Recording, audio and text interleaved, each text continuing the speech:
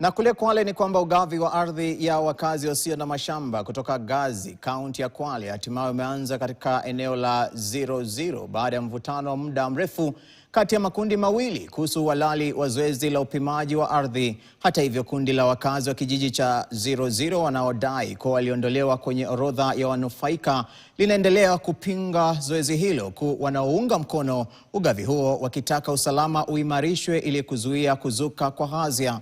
Kamishna wa kaunti ya Kwale David Rotich amesema zoezi la ugavi wa ardhi litafanyika chini ya ulinzi wa maafisa wa polisi, na amewataka wote wasioorodheshwa na mchakato huo kufuata njia za kisheria kutafuta haki badala ya kutumia vurugu.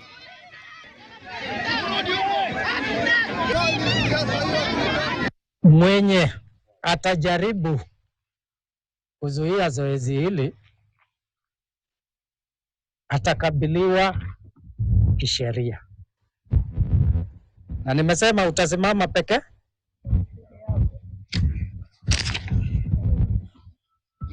Mbali na hiyo, ofisi yangu iko wazi.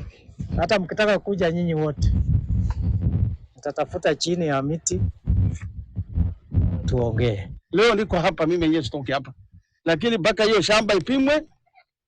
Ukileta mambo ya mkono, mimi niko nayo tayari. Si ni kweli? Wacha tuseme ukweli.